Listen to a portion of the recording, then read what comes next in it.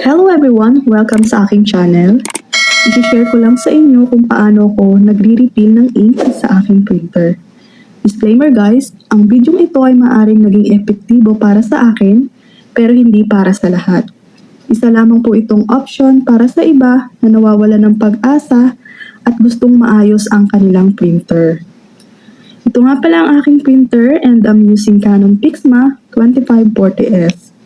Nabili ko siya 2 years ago pero hindi ko siya madalas gamitin and most of the time nakatago lang siya at nakastock.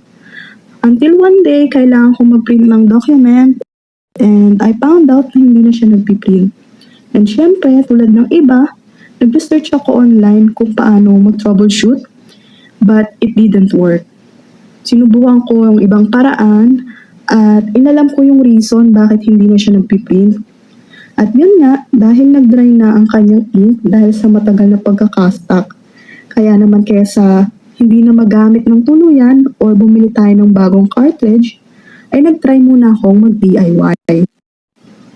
Subukan muna nating mag-Xerox para maipakita ko sa inyo na hindi na talaga siya nagpiprint.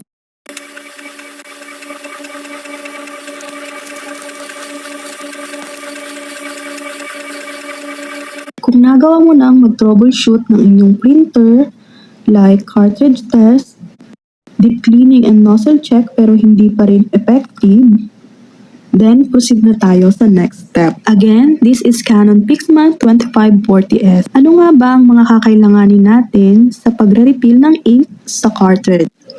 Number 1 na kailangan natin ay ang 4 na kulay ng ink. But make sure na ang bibilhin nyo pong ink ay compatible sa ating Canon printer.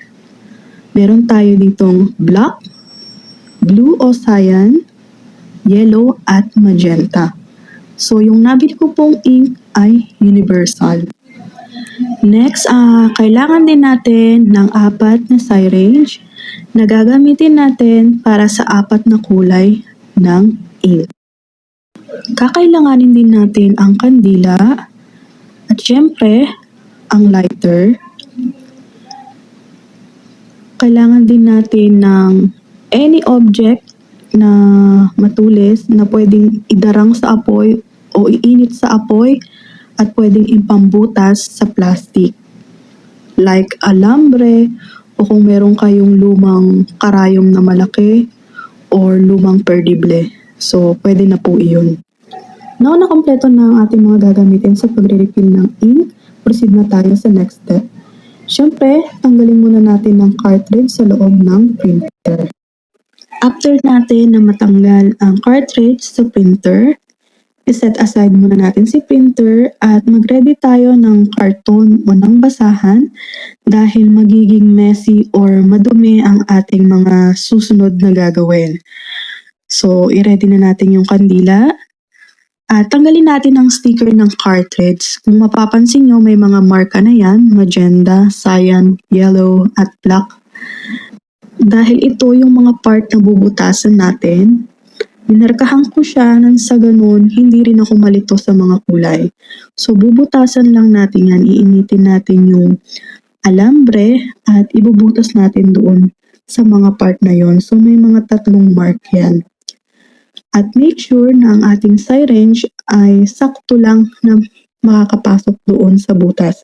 Hindi masyadong malaki yung butas at hindi rin masyadong maliit. Then now, i-prepare na natin ang ating mga ink. Again, make sure lang po na ang bibilihin yung ink ay compatible sa inyong printer. Ito pong nabili ko online ay universal at compatible sa Canon PIXMA. Next naman ay isa-isa ko ng lalagyan ng ink ang mga cartridge. So, inuna ko yung kulay black. So, hindi ko na siya binuksan ng malaki. Tinusok ko lang yung syringe. At 3 ml lang muna yung ilalagay natin. Huwag masyadong puno para maiwasan na mag-leak. So, dahan-dahan lang natin na ilagay yung ink. At pagkatapos, ibalik ulit natin ang sticker. Set aside natin yung syringe hanggat maaari ibalik natin sa lagayan para magamit pa natin sa susunod. Nilagyan ko ng scotch tape yung butas para hindi rin siya mag-leak. Next naman, ang nilagyan ko naman ay yung cyan or yung kulay blue. So, the same lang, 3 ml para hindi mag-leak or sumobra. Then, set aside. Then, same process, nilagyan ko ng scotch tape yung butas para hindi tumapon sa bote. Then, next naman is yung yellow. So, same process, tusok ulit, then 3 ml, and dahan-dahan lang ulit yung pagre-refill ng ink sa cartridge. So, ayan, kung napansin nyo, parang medyo nag-leak kasi masyado kong pinump. Kailangan dahan-dahan lang para maiwasan yung leak. And lastly, yung ating magenta. So, ito na yung last na kulay na ilalagay ko sa ating cartridge. After natin mag-refill ng ink sa cartridge, ibabalik nyo pa rin yung sticker dahil ito pa rin ang magsisilbing tanda ng posisyon ng kulay sa loob ng printer. So, ito yung original na sticker ng ating cartridge. At hanggat maaari, lagyan din natin ng mark yung mga syringe na ginamit natin para sa susunod nating pag-refill. Punasan lang natin or linisin natin yung mga excess na ink. Then, proceed na tayo sa next step. So, ilagay na natin ang ating cartridge. Make sure na tama ang posisyon ng mga kulay. Then, turn on natin.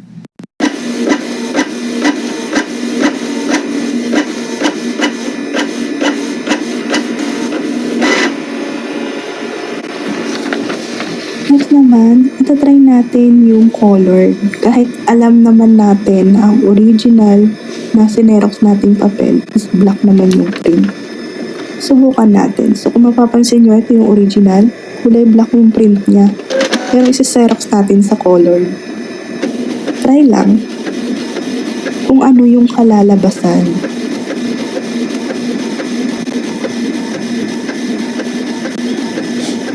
Wow! Magic. Naglabas nga siya ng color, pero may mali. Kasi yung kulay niya, kulay pink, di ba? So, may mali talaga. So, ang ginawa ko, magto-troubleshoot ako dito, pero hindi ko na naipakita sa inyo. So, ang ginawa ko, yung nozzle check, tsaka yung deep cleaning. Pero hindi ko na napakita sa inyo kasi nag-research lang din ako and hindi ako sure dun sa ginawa ko kaya hindi ko na pinakita.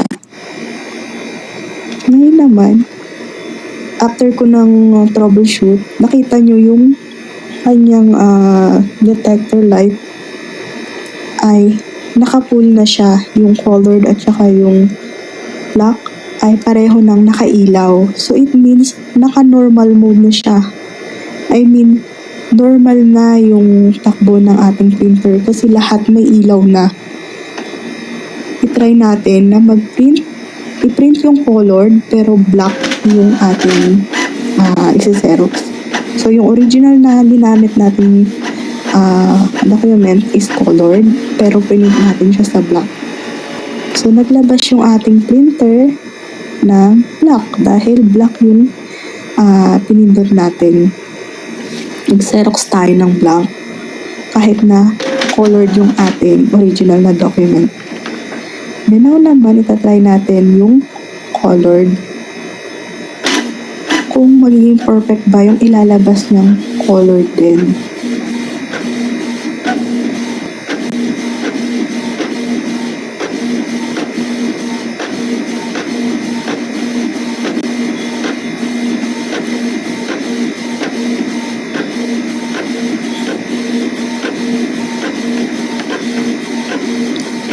Wow, napapansin nyo na? Nakikita nyo na ba? So, naglabas nga rin siya ng colored. So, nasundan niya yung command natin. Muna nating pinit ay black and white or black. Then, next is yung colored. Same din ng original document na print natin. So, ito po ay sample lang. So, this time, perfect na.